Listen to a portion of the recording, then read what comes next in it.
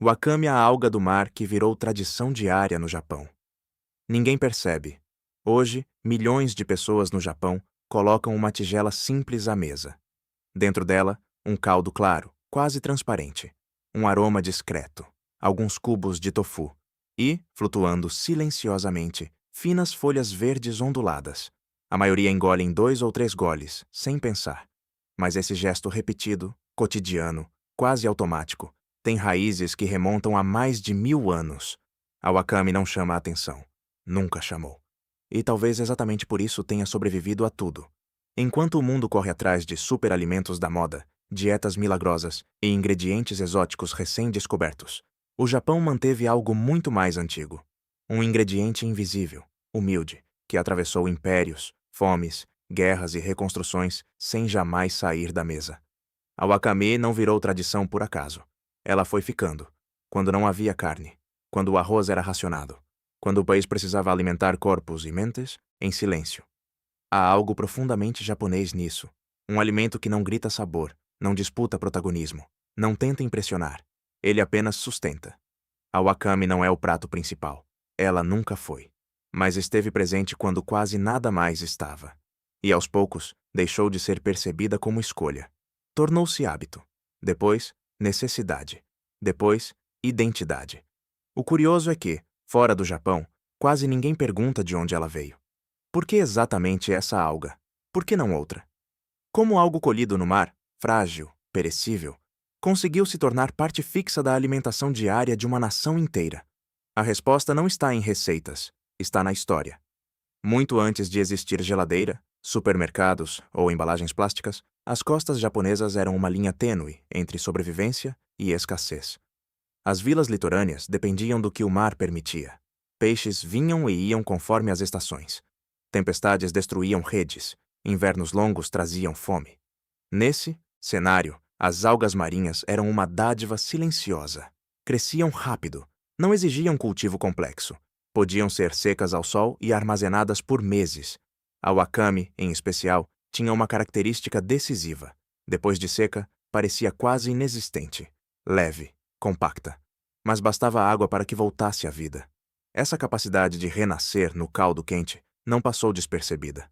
Para comunidades que precisavam alimentar muitas bocas com poucos recursos, isso era mais do que praticidade. Era estratégia. Um punhado de wakame podia enriquecer uma refeição inteira, trazendo minerais do mar, textura e uma sensação de saciedade que o arroz sozinho não oferecia. Com o tempo, esse conhecimento saiu das vilas e chegou aos centros de poder. Registros antigos mostram que algas já eram oferecidas como tributo às elites e aos templos. Não porque fossem raras, mas porque eram valiosas. A wakame carregava o mar para dentro das montanhas, para longe da costa, onde monges, nobres e estudiosos viviam isolados, e é aqui que a história ganha uma camada mais profunda. Nos templos budistas, onde a carne era evitada e o silêncio fazia parte da rotina, a alimentação precisava ser simples, nutritiva e simbólica. A wakame se encaixava perfeitamente. Não tinha cheiro forte, não estimulava excessos, não quebrava a disciplina. Ela nutria sem distrair. Aos poucos, passou a integrar caldos claros, quase meditativos. Não como luxo, mas como equilíbrio. Comer wakame não era um ato de prazer, era um ato de continuidade, de manter o corpo funcionando enquanto a mente se dedicava a outras coisas. Essa filosofia alimentar se espalhou junto com o budismo, infiltrando-se no cotidiano japonês de forma quase imperceptível. Séculos depois, quando o Japão começou a se estruturar como Estado, esse hábito já estava consolidado. A wakame não precisava ser promovida. Ela já estava lá, nos lares simples, nos rituais, nas refeições que marcavam o início e o fim do dia. Tornou-se parte do que se entendia como comida comum. E no Japão, o que é comum costuma ser o que mais importa. Há uma razão pela qual a wakame aparece com tanta frequência na sopa de miso. Não é apenas sabor, é memória. Aquela tigela quente, servida diariamente, carrega a ideia de constância, de que, apesar das mudanças externas, algo permanece. Em tempos de paz, ela é conforto. Em tempos difíceis, é resistência. O mais impressionante é que mesmo quando o Japão se modernizou, industrializou sua alimentação e abriu as portas para ingredientes estrangeiros, a wakame não foi substituída. Não perdeu espaço. Não virou item de nostalgia. Continuou ali, flutuando no caldo, quase invisível. Como se dissesse, não importa o quanto o mundo mude, algumas coisas não precisam mudar. Esse é o verdadeiro início da história da wakame. Não como ingrediente da moda, não como curiosidade culinária, mas como presença constante. Um alimento que ensinou gerações inteiras a comer sem excessos, a respeitar o ritmo da natureza e a entender que tradição muitas vezes não é aquilo que se celebra, é aquilo que simplesmente nunca vai embora. Quando o Japão ainda não era uma nação unificada, quando o poder se fragmentava entre clãs e a sobrevivência dependia mais do clima do que de leis, a wakame já cumpria um papel silencioso. Ela não aparecia nos banquetes dos senhores feudais, nem nos registros gloriosos das batalhas.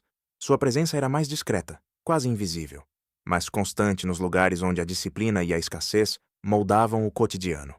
Nos templos budistas espalhados pelas montanhas e florestas, a alimentação era regida por regras rígidas. Comer não era prazer. Era a manutenção do corpo. A carne era evitada, não apenas por preceito religioso, mas porque estimulava excessos considerados incompatíveis com a prática espiritual. Nesse contexto, ingredientes simples ganhavam importância vital. Grãos, raízes, legumes sazonais e algas marinhas formavam a base da subsistência monástica. A wakame se tornou uma aliada perfeita. Leve, fácil de transportar, durável quando seca. Um monge podia carregá-la por dias, sem que estragasse. Bastava água quente para que se transformasse novamente em alimento. Essa transformação, quase simbólica, não passou despercebida. Algo que parecia morto, seco e sem vida, renascia no caldo. Para uma cultura profundamente conectada à impermanência, isso tinha significado. Mas não era apenas simbolismo. Em períodos de fome, a wakame foi sobrevivência pura. Quando colheitas falhavam e o arroz era racionado, as algas do mar se tornavam uma das poucas fontes confiáveis de nutrição. Camponeses costeiros sabiam disso. Secavam grandes quantidades, armazenavam em locais elevados e protegidos da umidade. O conhecimento passava de geração em geração, sem registros escritos, apenas pela prática. Durante longos invernos, quando a pesca se tornava perigosa e o solo endurecia, a wakame garantia algo essencial: continuidade. Não era suficiente para fartar, mas era suficiente para não deixar o corpo ceder. E, em sociedades tradicionais, não morrer de fome já era uma vitória. À medida que o poder político se reorganizava e as cidades cresciam, esse saber local começou a se espalhar. Mercadores levavam algas secas para regiões distantes do litoral. O produto era leve, fácil de trocar e tinha valor estável. Não como luxo, mas como necessidade. A wakame passou a circular como alimento estratégico. Onde chegava, se adaptava aos caldos locais, às tradições regionais, aos costumes familiares. Nos lares mais simples, ela era misturada a sopas ralas para dar corpo à refeição. Nos templos, mantinha a austeridade alimentar. Em ambos os casos, cumpria a mesma função: sustentar sem chamar atenção. A wakame nunca foi o centro do prato, mas sem ela, muitos pratos simplesmente não existiriam. Esse período moldou algo profundo na relação japonesa com a comida. A ideia de que um alimento não precisa ser abundante para ser essencial, que o valor não está na quantidade, mas na função. A wakame ensinou isso em silêncio. Ela não exigia reconhecimento, apenas estava lá, todos os dias, cumprindo seu papel. Com o passar dos séculos, esse hábito deixou de ser associado à pobreza ou à escassez. Pelo contrário, tornou-se parte do que se entendia como alimentação correta, equilibrada, respeitosa com o corpo e com a natureza. Comer wakame passou a ser normal, e no Japão, o normal é poderoso. Mesmo quando novos ingredientes chegaram, trazidos por contatos estrangeiros, a wakame não foi abandonada. Ela já estava integrada demais à rotina. Já fazia parte do paladar coletivo. Mais do que isso, fazia parte da memória. Gerações cresceram associando aquele sabor suave ao início do dia, à refeição compartilhada, ao silêncio antes das atividades. O que começou como estratégia de sobrevivência virou tradição. O que era necessidade virou identidade. E essa transformação não aconteceu de forma consciente ou planejada. A wakame não foi escolhida. Ela permaneceu. E, ao permanecer, moldou hábitos, corpos e uma forma muito particular de entender a comida, como algo que sustenta a vida sem precisar ser celebrado. Essa base silenciosa preparou o terreno para o que viria depois, porque quando o Japão entrou em períodos de conflito e expansão, quando precisou alimentar exércitos, trabalhadores e cidades inteiras, já existia um ingrediente pronto para cumprir esse papel: Um ingrediente que não fazia barulho, não causava disputas, mas entregava exatamente o que o país precisava. Quando o Japão entrou em seus períodos mais intensos, de conflito interno, e mais tarde, de expansão imperial, a comida deixou de ser apenas tradição ou sustento individual. Ela se tornou ferramenta de organização social. Alimentar pessoas passou a ser uma questão de Estado. Exércitos marcham com o estômago cheio. Cidades crescem apenas se conseguem se alimentar. E, nesse momento da história, ingredientes previsíveis, duráveis e fáceis de distribuir passaram a valer mais do que qualquer prato sofisticado. A wakame se encaixava perfeitamente nesse novo cenário. Enquanto carnes dependiam de cadeias complexas, grãos sofriam com clima e armazenamento, e alimentos frescos não resistiam ao tempo, a wakame seca oferecia algo raro: estabilidade. Podia ser transportada por longas distâncias. Não exigia refrigeração. Bastava água e calor para se transformar novamente em alimento. Em tempos de guerra, isso não era detalhe. Era vantagem estratégica. Durante conflitos internos e reorganizações políticas, cozinhas coletivas se multiplicaram. Soldados, trabalhadores forçados, construtores de estradas, servos e camponeses deslocados precisavam comer. Não havia espaço para escolhas individuais. A refeição precisava ser rápida, barata e suficiente para manter o corpo funcional. Caldos simples, enriquecidos com algas, tornaram-se padrão. A wakame entrava nessas preparações quase como um reforço invisível, acrescentando volume e nutrientes sem alterar drasticamente o sabor. Pouco a pouco, esse padrão alimentar foi se consolidando. O gosto coletivo se molda pelo que se repete. Gerações inteiras cresceram associando aquele sabor discreto à normalidade. A wakame não era percebida como comida de guerra. Ela apenas fazia parte do cotidiano. E quando o conflito terminava, o hábito permanecia. Com a modernização do Japão e o fortalecimento do Estado, o controle sobre a alimentação aumentou. Padronizar refeições era uma forma de manter ordem. Escolas, quartéis, fábricas e instituições públicas passaram a servir preparações semelhantes. A sopa simples, com miso e wakame, atravessou esses espaços. Alimentava crianças, adultos, soldados e idosos da mesma forma. Criava um paladar comum. Uma identidade compartilhada. Nesse processo, a wakame deixou de ser apenas um ingrediente tradicional. Tornou-se símbolo silencioso de continuidade nacional.